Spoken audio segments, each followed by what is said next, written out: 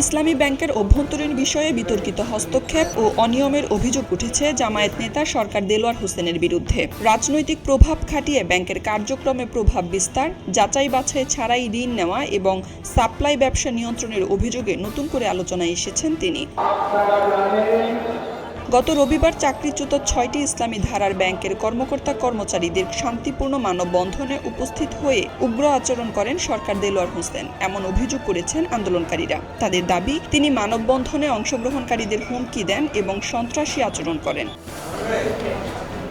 অভিযোগ রয়েছে, গত বছরের সেপ্টেম্বর মাসে ইসলামী ব্যাংক থেকে ৩০ লাখ টাকা ঋণের জন্য আবেদন করেন সরকার দেলোয়ার হোসেন। পরে নভেম্বর মাসে কোনো ধরনের যাচাই বাছাই ছাড়াই ঋণ অনুমোদন করা হয়। যদিও ইসলামী ব্যাংকের নিয়ম অনুযায়ী ৬ থেকে ১২ মাসের লেনদেন পর্যালোচনার পরেই ঋণ অনুমোদনের বিধান রয়েছে। এক্ষেত্রে বাধ্যতামূলক ছুটিতে থাকা সাবেক এমডি ওমর ফারুকের হস্তক্ষেপ ছিল বলে অভিযোগ রয়েছে। ব্যাংক সূত্রে জানা যায়, অন্তর্বর্তী সরকারের সময় রাজনৈতিক প্রভাব কাজে লাগিয়ে এমন একাধিক ছোট বড় ঋণ বিতরণের ঘটনা ঘটেছে।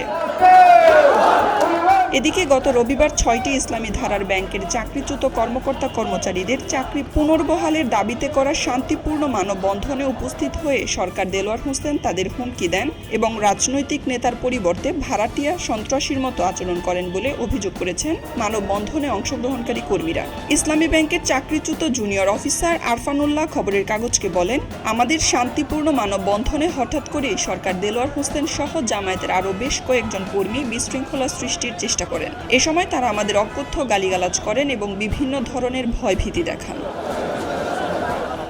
এদিকে ব্যাংক সংশ্লিষ্ট কর্মকর্তাদের দাবি, সরকার দেলোয়ার হোসেন নিজেকে লেখক, সাংবাদিক ও মানবাধিকার কর্মী হিসেবে পরিচয় দিলেও রাজনৈতিক প্রভাব ব্যবহার করে ব্যাংকের সাপ্লাই ব্যবসা নিয়ন্ত্রণে নেওয়ার চেষ্টা করেন। অভিযোগ রয়েছে, সম্প্রতি তিনি ব্যাংকের কাগজ ও টোনার সাপ্লাই ব্যবসাও নিজের নিয়ন্ত্রণে নেন।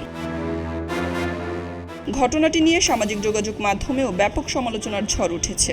অনুসন্ধানী সাংবাদিক জুলকারনায়ন সায়ের তার ভেরিফাইড ফেসবুক আইডিতে এই আচরণকে প্রশ্নবিদ্ধ বলে মন্তব্য করেছেন। সায়ের তার ভেরিফাইড ফেসবুক পোস্টে দাবি করেন, জামায়াত নেতা সরকার দেলোয়ার হোসেন চাকরিচ্যুত ব্যাংক কর্মকর্তাদের মানববন্ধনে গিয়ে আক্রমণাত্মক আচরণ করেন এবং হুমকি দেন। ইসলামী ব্যাংকের সঙ্গে তার সম্পর্ক জানতে যোগাযোগের চেষ্টা করা হলেও দেলোয়ার তাতে সাড়া দেননি বলে পোস্টে উল্লেখ করেন সায়ের।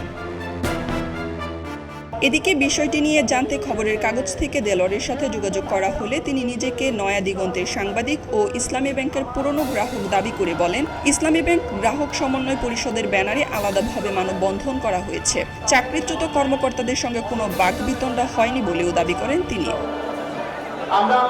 সব মিলিয়ে রাজনৈতিক প্রভাব, বিতর্কিত ঋণ এবং মানববন্ধনের উগ্র আচরণের অভিযোগে সরকার দেলোয়ার হোসেনকে ঘিরে নতুন করে প্রশ্ন উঠেছে। অভিযোগ ও পাল্টা বক্তব্যের এই পরিস্থিতিতে ইসলামী ব্যাংকের অভ্যন্তরীণ কার্যক্রম নিয়ে স্বচ্ছতা ও জবাবদিহির দাবিও উঠেছে সংশ্লিষ্ট মহলে। এখন দেখার বিষয়, বিতর্কিত এই ঘটনার বিষয়ে কী পদক্ষেপ নেয় কর্তৃপক্ষ।